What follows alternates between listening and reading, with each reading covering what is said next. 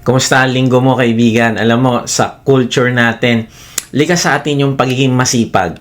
We value hard work. Tama ba? Bata pa lang tayo. Tinuturuan na tayo ng mga magulang natin na, anak, mag-aral kang mabuti para makahanap ka ng magandang trabaho. At hindi masama yun, di ba? In fact, maganda yon. Pero napansin mo ba, kapag may bago tayong nakilala na isang tao, ano ba madalas ang una nating tinatanong? Siyempre, pagkatapos ng kanyang pangalan, ano yung tinatanong natin? Di ba? Tinatanong natin, anong work mo? Saan ka nagtatrabaho? Parang automatic na yon. Tama ba?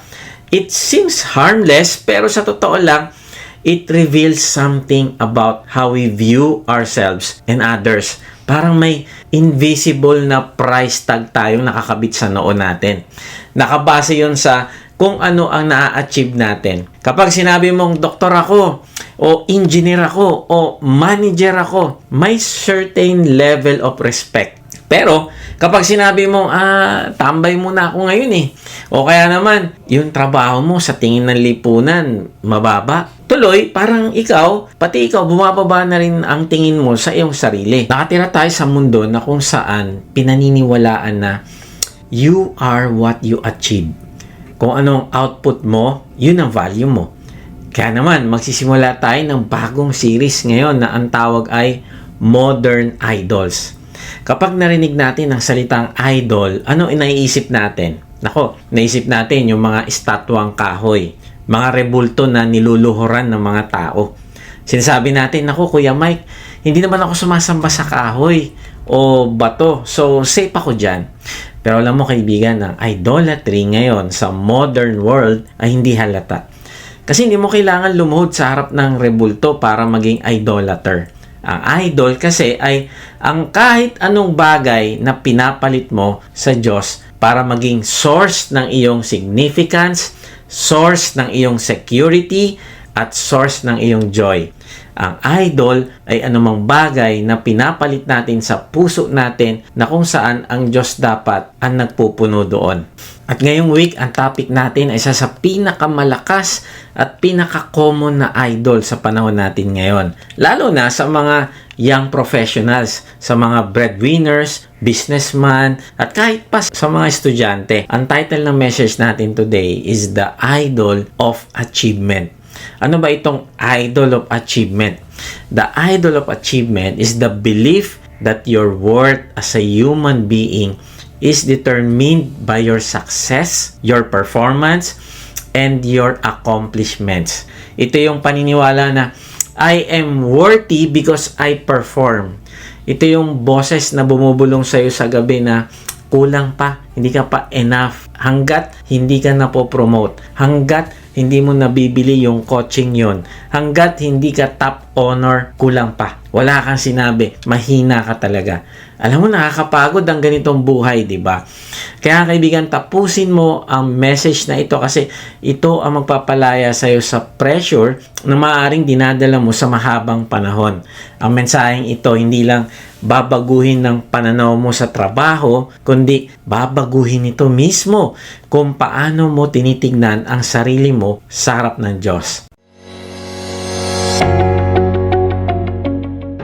Magandang araw mga ka-Watchi. Praise God at nagkita-kita na naman tayo. May good news ako. Every Sunday 6 p.m. na po ang ating bagong upload simula ngayon sa halip ng Monday. Ginawa natin ito dahil napakaraming online mission groups na nagmi-meet ng Sunday at Monday morning ang gumagamit ng videos natin para sa kanilang discussion. So para mas maaga ninyo magamit, Sunday na tayo. Sa mga bago pa lang dito, ako po si Kuya Mike. Ang calling ko ay i-share ang salita ng Diyos sa paraang simple lang at madaling maintindihan. At kung hindi ka pa member ng isang online mission group, makinig ka kapatid. Kung gusto mong gumawa ng difference sa buhay ng iba, kung mahal mo ang Panginoon at gusto mo maging bahagi ng kanyang gawain na hanapin ang mga nawawala at gawin silang alagad, now is the time to join our mission group. Dito tutulungan ka naming makilala ang Panginoon ng mas malalim o intimately. I-equip ka namin sa paglilingkod sa Kanya sa pamamagitan ng pagbabahagi ng salita at pagdidisciple. Kung ito ang tinitibok ng puso mo, na sumunod sa panawagan ng Diyos sa atin. Mag-type ka lang ng join sa comment section o kaya naman ay i-message nyo kami. So, paano ba natin wawasakin ng idol na ito ng achievements? Paano tayo makakalaya dito? Una, disconnect your worth from your work. Pangalawa, confront the illusion of legacy. Pangatlo, rest as an act of faith. So, una, pag-usapan natin, disconnect your worth from your work. Sabi ni Solomon sa Ecclesiastes 2:17-18, kaya't kinamuhian ko ang buhay, sapagkat pawang kahirapan lamang ang idinulot nito sa akin. Lahat nga ay walang kabuluhan. At tulad lang ito ng paghahabol sa hangin. Wala na ring halaga sa akin ang lahat ng pinagpaguran ko sa mundong ito sapagkat ito'y may iwan lamang sa susunod sa akin. Grabe. Tingnan mo, sinabi ni Solomon patungkol sa kanyang mga achievements. Lahat nga ay walang kabuluhan. At tulad lang ito ng paghahabol sa hangin. Bakit ganon? Bakit galit ng galit si Solomon sa success o achievements na hinahangad naman ng lahat ng tao? Kasi na-realize niya na ang achievement para itong hangin. Subukan mong habulin ng hangin. Takbo ka ng takbo. Pagod na pagod ka. Pero kapag huminto ka na at binuksan mo ang palad mo, wala ka namang hawak. Ganun yung pakiramdam niya. Sa mata ng tao, successful siya. Hinahangaan siya. Pero sa loob ni Solomon, bankrupt siya. Kaya sabi niya, wala na rin halaga sa akin ang lahat ng pinagpapaguran ko. Sapagkat ito'y maiiwan lamang sa susunod sa akin. Na-realize niya na hindi niya madadala sa langit ang mga buildings at kayamanan niya. Hindi niya madadala sa kabilang buhay ang mga awards niya. Yung pinagpuyatan niya ng ilang dekada, lahat yon may iwan dito sa lupa at mapupunta lang sa iba. Kaya nga, sinabi niya, kinamumuhian ko ang buhay kasi naramdaman niyang niloko siya ng idol of achievement. Pinaniwala siya nito na kapag nasa tuktok na siya, masaya na. Pero nung nandoon na siya, nakita niya, wala palang laman. Kaya kaibigan, ito yung lesson. Kung ang identity mo ay nakatali sa mga bagay na may iwan mo lang din naman dito sa lupa, alam mo, mauuwi ka sa emptiness. Kaya nga, disconnect your worth from your work. Ang ibig sabihin ng disconnect your worth from your work ay pagtanggap sa katotohanan na ang halaga mo bilang tao ay hindi nakabase sa achievement mo. Hindi nakabase sa posisyon mo o sa dami ng pumupuri sa iyo sa mga projects mo. Your fundamental identity comes from God, not your career. Kasi kapag ang trabaho mo ang naging source ng iyong identity, naku, kapag nawala ang trabaho mo, mawawala ka rin, you will lose yourself. Halimbawa, isipin mo, pangalanan na lang natin, si Sir Eric, for 30 years, siya ang boss. Sanay siya na pagpasok niya sa opisina, lahat bumabati sa kanya. Lahat nagkakandara pa, nagsiserve sa kanya. Ang identity niya ay nakakabit sa laki ng office table niya at sa dami ng mga staff niya. Pero, nung nag-retire siya, nung biglang nagkaroon ng retrenchment at natanggal siya, gumuho ang mundo niya. Hindi lang dahil nawalan siya ng sweldo, kundi dahil nawalan siya ng mukha. Tuwing umaga, gumigising siya, magbibihis, tapos bigla niya maaalala, naku, wala na pala akong opisina, wala na akong staff. Titingin siya sa salamin at tatanungin niya sa sarili niya, kung hindi na ako manager, sino na ako ngayon? Wala na bang kwenta ang buhay ko? Nakikita mo?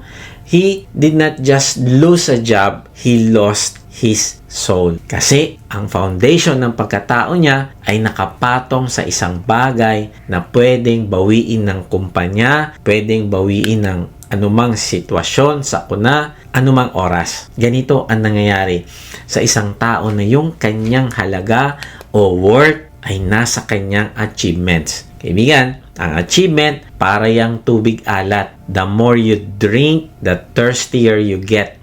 Akala mo, pag nakuha mo na yung title, masaya ka na. Pero after 1 week, maghahanap ka na naman ng next goal kasi hindi ka na masaya ulit. Kuya Mike, ibig ba sabihin yan?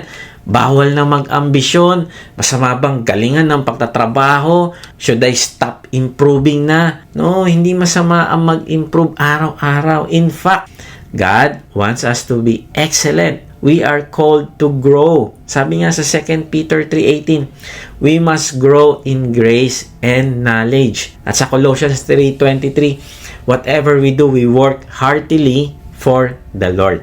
So, anong problema? Ganito yon.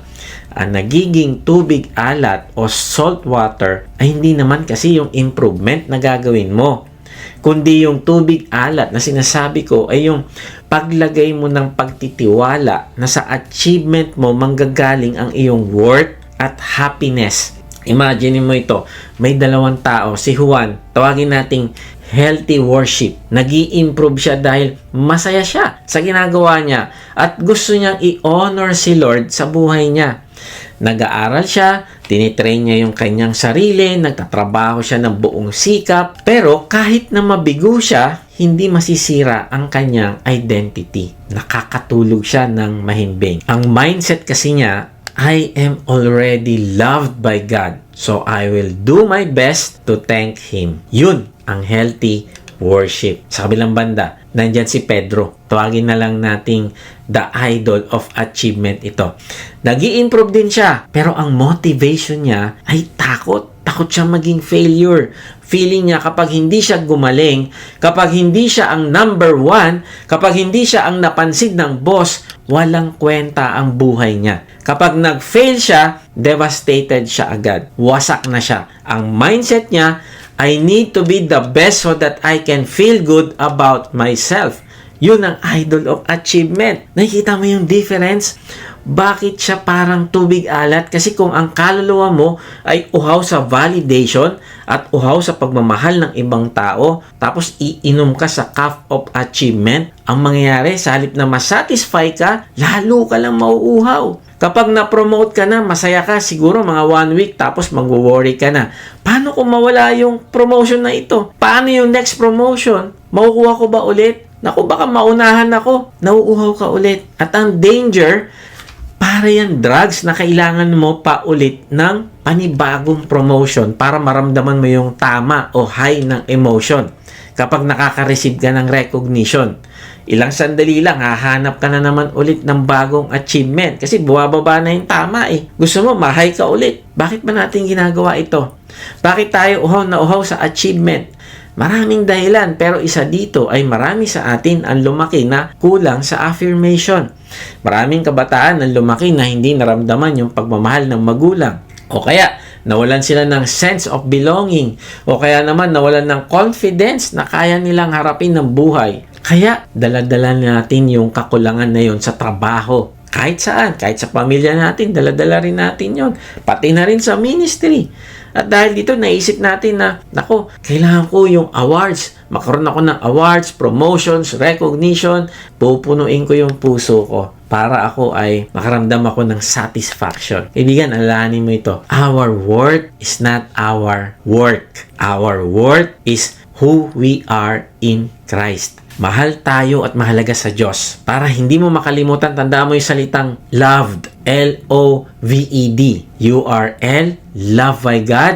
O, owned by God. V, valued by God. E, equipped by God. D, destined for heaven by God. Grabe! Nakakalungkot kasi yung mga kabataan na hindi nakaranas ng pagmamahal sa pamilya ay hinahanap nila yung pagmamahal sa maling relasyon. Maling bisyo, barkada, pero alam mo, madalas hinahanap natin yung pagmamahal saan? Sa achievement. Sinasabi natin, kung magiging top sales agent ako, mamahalin na ako ng magulang ko. Kung magiging cum laude ako, magiging proud na sila sa akin. Pero alam mo, mas lalo ka lang makakaramdam na hindi ka nila mahal kapag pinansin ka dahil sa achievements mo. Bakit? Kasi marirealize mo, minamahal ka lang nila dahil sa meron ka na ngayon. O sa narating mo o sa position mo. At marirealize mo na hindi ka talaga minahal dahil sa kung sino ka. Kaya nga, ang danger, ang paghahanap ng pagmamahal sa maling lugar ay pwedeng tumagal habang buhay hanggat hindi natin nasusumpungan ang pagmamahal ng Panginoong Hesus sa atin. Kaya tayo bilang tagasunod ng Panginoong Hesus ay kailangan nating alalahanin na we are loved by God. At dahil mahal na mahal ka na ng Diyos, hindi mo na kailangan magkandara pa sa paghahanap ng pagmamahal sa mga promotions o sa palakpak ng tao. Kapatid, hindi mo kailangan mag-perform para lang mahalin ka. Mahal ka na ng Diyos. Kung hindi ka mahal ng ibang tao, mahal ka ng Diyos. Naalala ko si Michael Phelps, siya ang may pinakamaraming gold medal sa history ng Olympics. Naikwento ko na ito sa inyo dati. Kung achievement lang ang pag-uusapan, siya na ang greatest of all time. Pero alam nyo ba, ang nangyari, after he reached the peak, matapos niyang makuha ang lahat ng gold, bumagsak siya sa matinding depression. At napaisip pa siya na mag-suicide na lang. Bakit? Kasi buong buhay niya, ang identity niya ay swimmer. Nung nakuha na niya ang lahat na itanong niya, who am I outside of the pool? Na-realize niya yung mga medalya niya. Hindi naman yun ang makakapagbigay ng satisfaction sa kanya. Kahit dito sa Pilipinas, ang daming ganyan. Merong kwento ng isang call center manager mula agent. Nagsimula siya, nagpakamatay na siya sa trabaho, puyat, overtime. Hindi na rin siya nakakadalo sa mga family gatherings para lang makuha niya yung promotion na inaasam niya. Tapos finally, naging manager siya. Malaki ang sweldo. Pero habang nasa gitna siya ng victory party, bigla niyang naramdaman yung sobrang lungkot at emptiness. Na-realize niya, is this it? Bakit parang mag-isa pa rin ako? Bakit? Kasi sinubukan niyang punan ng work ang space na para sa pagmamahal na ang makakapagbigay lang ay ang Panginoong Jesus. So, paano natin ito i-apply? Subukan mo ito, kaibigan. Kapag i-introduce mo ang iyong sarili, huwag mo ipakilala ang iyong trabaho agad. Usually kasi sasabihin natin, "Hi, I'm Jeff. I'm a businessman." Ganda, no? Grabe. Pero ngayon, try mo sabihin, "Hi, I'm Jeff. I am a child of God and I am loved by Him." At ito ang magpapalaya sa iyo, kaibigan.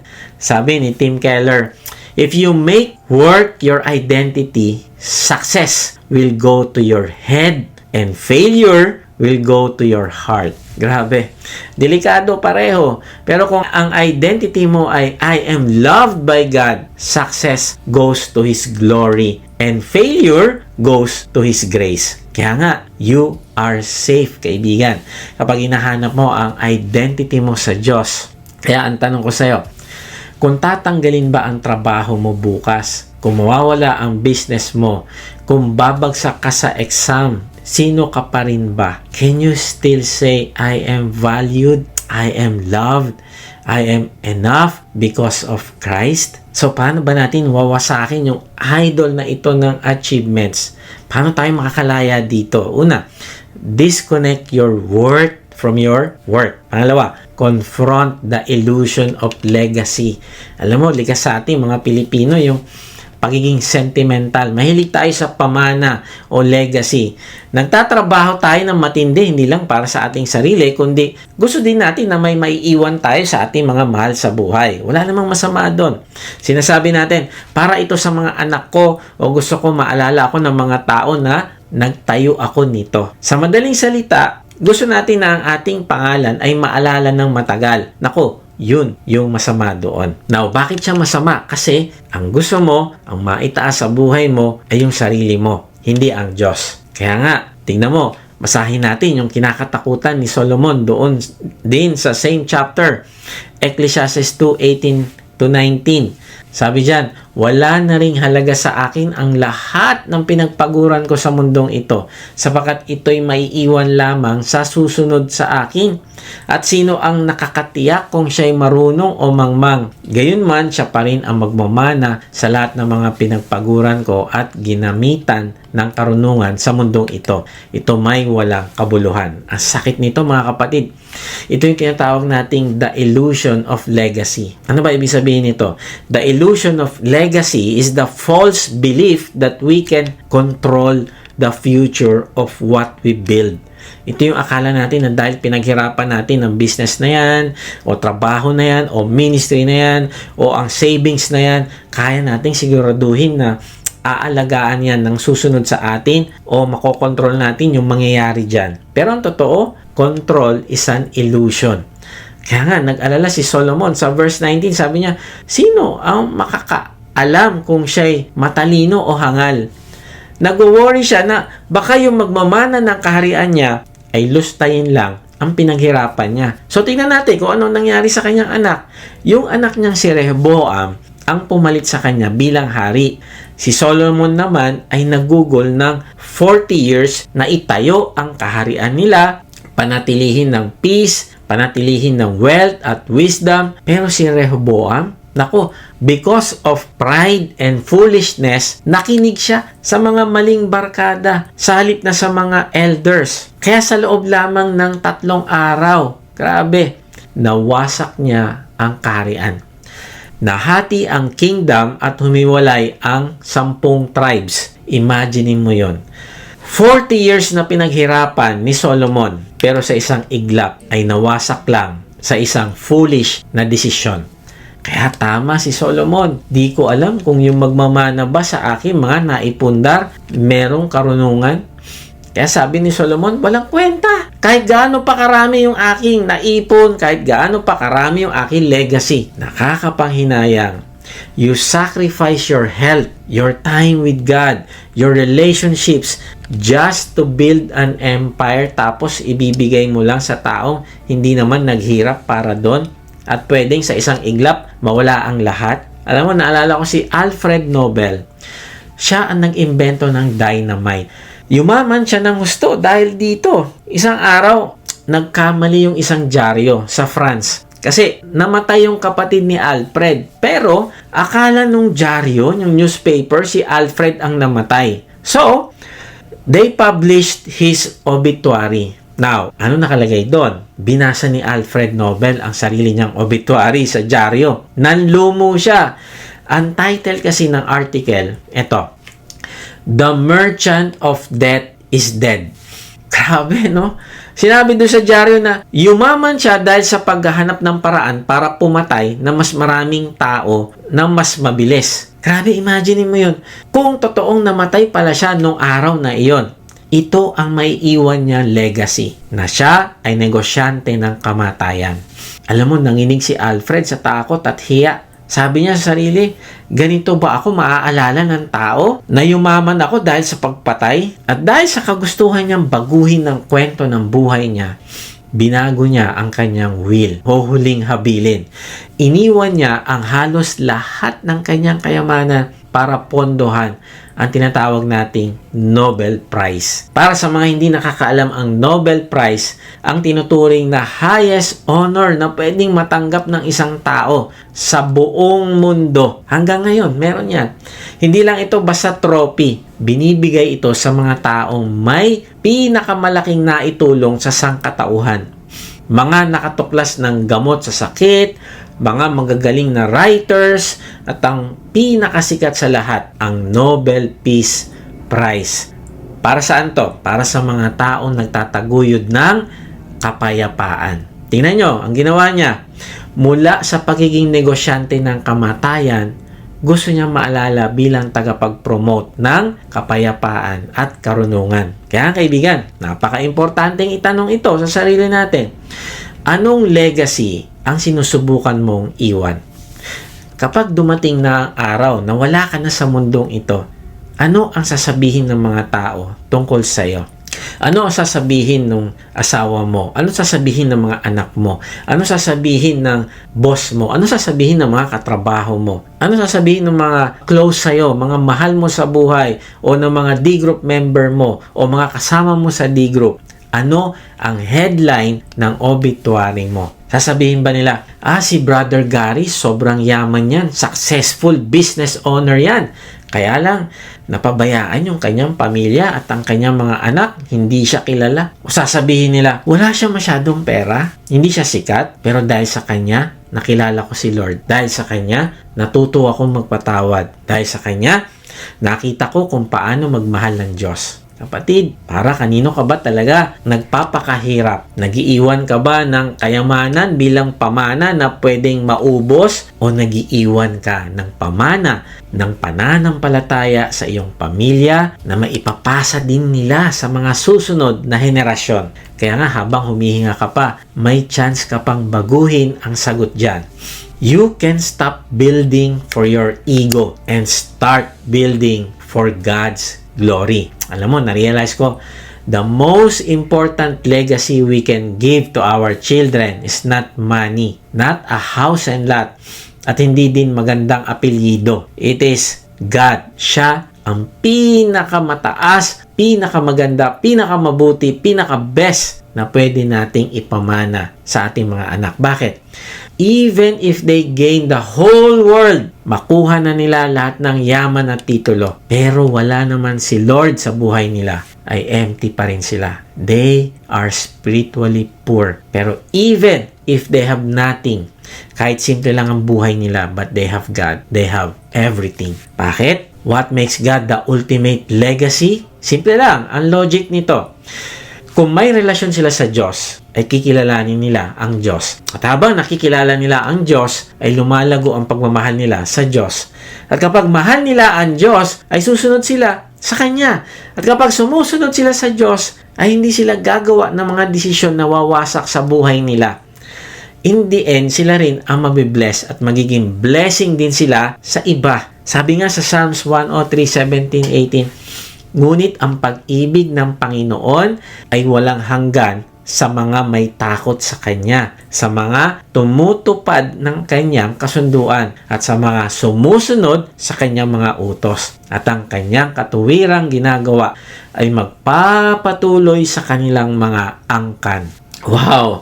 Ang sabi ay, kung may takot ka sa Diyos at sinusunod mo siya, ay ang Kanyang pagmamahal sa iyo ay walang hanggan. Ang Kanyang favor sa iyo ay magpapatuloy sa bawat angkan mo o sa bawat generations mo. Grabe, no? Hindi lang yan para sa anak mo, sa bawat generations nyo. At sa Proverbs 10:7, ang sabi dyan, ang alaala ng taong matuwid ay mananatili magpakailanman, ngunit ang masamang tao ay makakalimutan. Wow! Yung mga taong sumusunod sa Diyos, ayan sabi, ay ang kanilang alaala ay mananatili. Grabe. Ang kanilang mabuting legacy ay maaalala. Alam mo, may isang study na ginawa tungkol sa dalawang pamilya na nabuhay noong late 1700 sa New York. Sobrang magkaiba ang tinahak nilang landas. Ang una ay si Max Jukes. Siya ay isang atheist. Wala siyang pakialam sa Diyos. In fact, ayaw na ayaw niyang magsimba. Ang mga anak niya kahit gusto nila, naku, wala lang. Bahala kayo sa buhay nyo. Maraming tatay ang ganyan ngayon, di ba? Busy ako, kayo na lang. Or worse, gumagawa pa ng excuse para ilayo ang pamilya sa church. Anong naging resulta ng desisyon ni Max? Sinundan ng researchers ang 903 descendants niya. 100 doon ang nakulong. Average of 13 years old. 90 ang naging prostitutes. 145 ang naging alcoholics. 300 ang namuhay na delinquents. Ang pamilyang ito ay nag-cost sa state of New York ng over $1 million. Grabe, para sa kulungan at rehabilitation. Sa kabilang banda, tinignan nila ang pamilya ni Jonathan Edwards. Siya ay isang Puritan preacher, isang lalaking ang buhay ay pinapanatili ang pagbibigay ng kaluguran sa Diyos. Ano nangyari? Sa 1,394 descendants niya, 13 naging college presidents. Grabe, no? 65 naging prominent lawyers.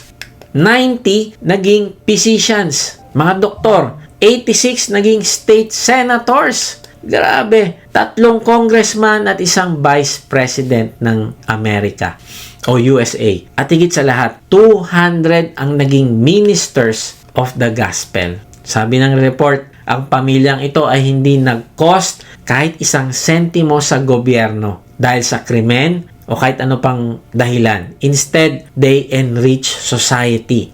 In fairness, siguro may ilang matitino naman sa pamilya ni Max Jukes at siguro may ilang black sheep din sa pamilya ni Jonathan Edwards na hindi lang na-report. Pero tingnan mo yung pattern. Tignan mo yung trend as a whole. The family line of Max Jukes suffered the consequences of neglecting God. Samantalang ang pamilya ni Jonathan Edwards ay naranasan ang pangako ng Diyos sa kanilang buhay. Kaya mga daddy, mga tatay at sa lahat ng parents, God is giving you an opportunity today. Ikaw ang nagsusulat ng history ng pamilya mo ngayon. Kaya nga, tanong, saan papunta ang pamilya mo?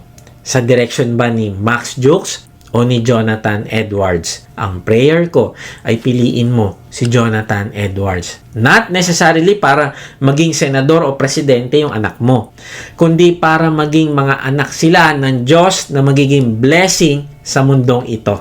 So, paano tayo dapat tumugon dito? Does this mean we stop building? Does this mean we stop saving for our children? No. Ang solusyon ay stewardship, hindi ownership. Kapag owner ang mindset mo, stress ka. Kasi kailangan mo protektahan ng legacy mo. Pero kapag steward ka, alam mong Diyos ang may-ari ng lahat. Kung Diyos ang may-ari ng business mo, ng ministry mo, ng pamilya mo, siya rin ang bahala sa future nito. Kaya nga, challenge ko sa inyo, let go of the control. Ang pinakamagandang pamana na maiiwan mo sa anak mo o sa susunod na generation ay hindi pera na pwedeng ubusin, kundi isang faith na hindi kayang nakawin. Instead of focusing on leaving a financial legacy na pwedeng lustayin ng isang Rehoboam, focus on raising children who know the Lord Jesus. Focus on mentoring grand disciples who love the Lord. Nako, yan ang pinakamaganda. Tingnan mo, ang Panginoong Yesus, wala siyang iniwang pera. Wala siyang pinatayong building. Wala siyang korporasyon. Pero binigay niya ang kanyang buhay sa 12 disipulo. Nag-invest siya sa buhay nating lahat. At dahil dyan, nandito tayo ngayon. Ang legacy niya sa atin ay pagmamahal at obedience sa kanyang ama. So, paano ba natin wawasakin yung idol na ito ng achievements? Paano tayo makakalaya? Una, disconnect your worth from your work. Pangalawa, confront the illusion of legacy. At pangatlo, rest as an act of faith. Sabi sa Ecclesiastes 2:23, anumang gawin ng tao'y nagdudulot sa kanya ng balisa at hinanakit. May mga gabi pang hindi siya makatulog sa pag-iisip. Ito man ay walang kabuluhan. Sabi diyan, kahit sa gabi ay hindi mapahinga ang kanyang isipan. Ito yung tinatawag na the sleeplessness of the successful. Grabe. Yung tipong nakahiga ka na, patay na yung ilaw, pero gising na gising ang diwa mo, umiikot ang utak mo sa deadlines, sa bills, sa emails na hindi mo nasagot, sa target na kailangan mong ma-hit next month. Your body is lying down, but your soul is running a marathon. Bakit? Kasi ang idol of achievement ay isang malupit na boss. It demands 24/7 service.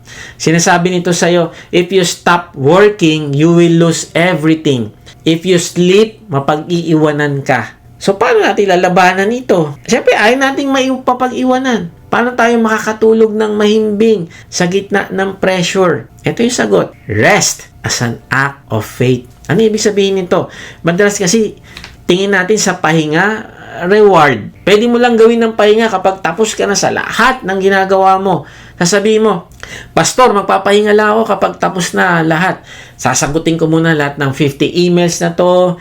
Tatapusin ko muna yung report, lilinisin ko muna ang buong bahay, tapos saka ko i-award sa sarili ko yung pahinga. Pero kapatid, alam naman natin ang totoo, di ba? Ang trabaho hindi nauubos. Parang labada pagkatapos mo tiklopin, may bago na namang marumi. Kung hihintay mo maklear ang checklist mo bago ka magpahinga, baka sa kabaong ka na makapagpahinga. That is the trap of seeing rest as a reward. No. O minsan naman tingin natin sa pahinga, katamaran. Nagkakaroon tuloy tayo ng guilty feeling.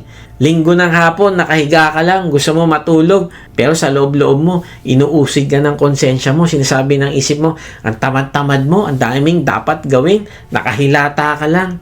Yung kaopisina mo, nag-post sa Facebook, nagwo-work kahit weekend, Tapos ikaw wala kang ginagawa. Feeling mo nagiging one tamad ka kapag huminto ka. Pero makinig ka kaibigan, laziness is running away from work you should do. Pero tingnan mo to, biblical rest is stopping work you could do to trust God. Magkaiba yun. Ang katamaran, ayaw magtrabaho. Ang biblical rest, kayang magtrabaho. Gustong magtrabaho. Pero piniling huminto para sabihin kay Lord, Lord, hindi ako ang Diyos. Titigil ako kasi nagtitiwala ako na kaya mong ibigay ang pangangailangan ko kahit nagpahinga ako ngayong araw na ito. Alam mo, si Adan ay nilikha noong ika-6 na araw. Tama ba? Anong kasunod noon?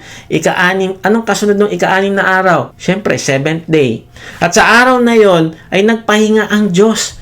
Ibig sabihin, ang unang buong araw ni Adan ay rest day. Ibig sabihin, bago pa siya mag-work sa garden, nagpahinga muna siya sa presensya ng Diyos. Kaya ang lesson, we do not rest from work. No, we work from rest. Ang turo ng mundo, work, then you rest. Magtrabaho ka hanggang madrain ka, hanggang mapagod ka, tapos magpahinga ka para makarecover. Parang cellphone na ginagamit mo hanggang malobat, tapos saka mo lang i-charge. Pero ang turo ng Diyos, rest, then you work. Bago ka sumabak sa labanan sa opisina, bago ka humarap sa stress ng negosyo, magpahinga ka muna sa presensya ng Diyos, mag-charge ka muna. Punuin mo muna ang puso mo ng Diyos. Bakit? Para kapag nagtrabaho ka, hindi ka kumukuha ng lakas sa trabaho mo. At sa halip, ikaw pa ang nagbibigay ng lakas sa mga katrabaho mo. Isipin mo yung kotse. Hindi mo naman pinapatakbo ang kotse nang walang gasolina tapos aasa ka magkakagas yun kasi tumatakbo ka? No, hindi. Nagpapagas ka muna bago ka bumiyahe. Ganon din sa buhay spiritual. Nagpapahinga ka muna sa presensya ng Diyos. Alam mong mahal ka niya, alam mong secured ka na, siya yung tatay mo sa langit, siya yung provider mo, kaya kapag nagtrabaho ka, hindi na beast mode. Ano na? Kundi bless mode. Kaya kapatid, wag mong simulan ang linggo mo ng Lunes. Tama ba? Simulan mo ang linggo mo ng Sunday. Start with worship. Start with rest. Start with God. Pag puno ka na kay Lord, saka ka sumabak sa mundo. At makikita mo, ibang klaseng power, ibang klaseng endurance, ibang klaseng love ang lalabas kapag galing ka sa pahinga kasama ang Diyos. Kaya kaibigan, rest as an act of faith.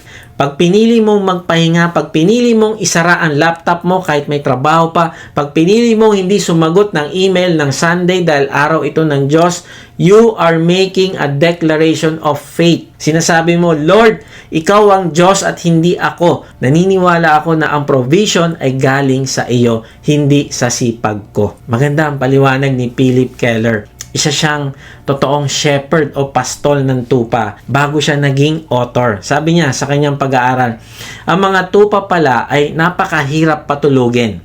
Sobrang matatakutin at mahina ang loob nila. Sabi niya, para makahinga at makapag-rest ang isang tupa, kailangan ma-meet ang 4 na requirements. Tingnan mo kung makakarelate ka dito. Una, ang requirement, freedom from fear. Dapat walang takot. Ang tupa, konting kaluskus lang. Isang kuneho lang na tumalon sa damuhan. Magugulat na yan. Magpapanik ang buong kawan. Tatakbo sila at hindi matutulog. Minsan tayo din hindi makatulog. Paano kung mawalan ako ng trabaho? Paano kung bumagsak ang negosyo ko?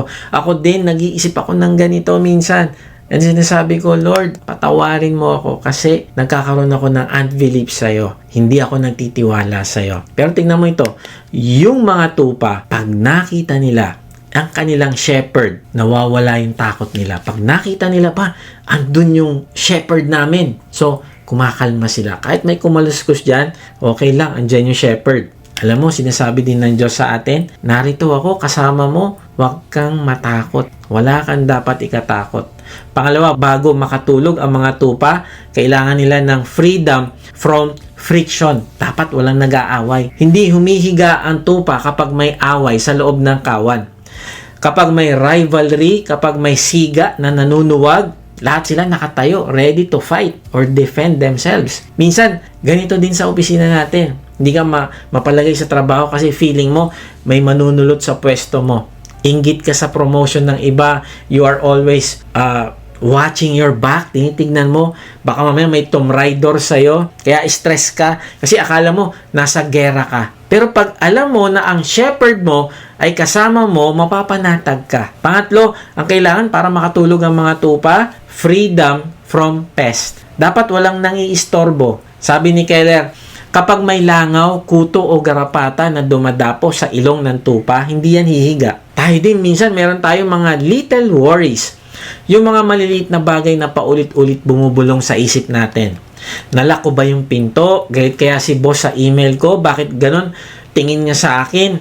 Grabe, para itong mga langaw na hindi ka titigilan hanggat hindi mo pinagkakatiwala sa shepherd, ang Panginoong Hesus, ang lahat ng alalahanin mo. At pang-apat, freedom from hunger.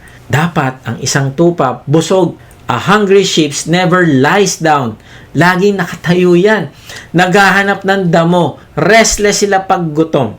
Ito yung pinakamatindi sa lahat. Picture ito ng spiritual hunger. Kung gutom ang kaluluwa mo sa validation, kung uhaw ka sa achievement, hindi ka talaga titigil. You will keep walking and working, looking for the next satisfaction. Pero tandaan mo ito, Jesus feeds us with life-giving food. Siya lang ang makakapag-satisfy sa gutom na hindi kayang punan ng kahit anong achievements. Kaya nga kaibigan, sa Panginoong Hesus, meron tayong mabuting pastol.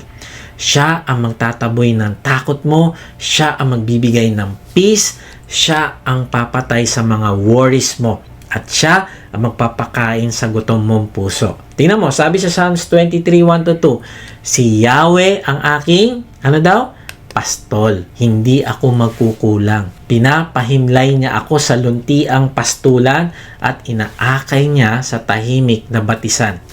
Grabe, ito ang verse na magbibigay sa atin ng kapayapaan sa puso. Sabi, hindi ako magkukulang. That is freedom from hunger.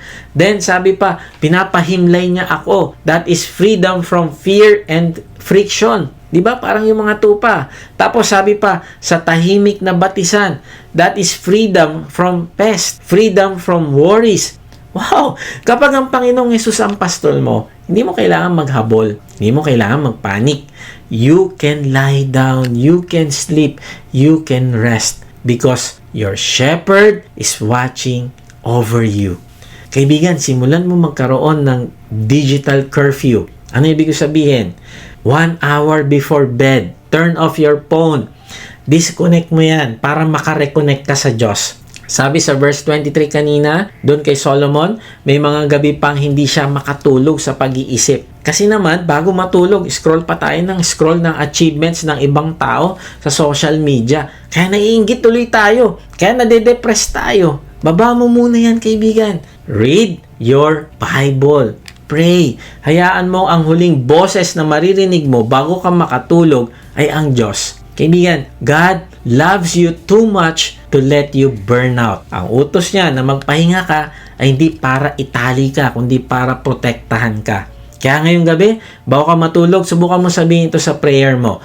Lord, I stop. I trust you. The world is in your hands, not mine. I will sleep now because you never sleep. Grabe, pag ganun ang prayer mo, magkakaroon ka ng peace. That is the rest that comes from faith. Titiwala ka sa Diyos.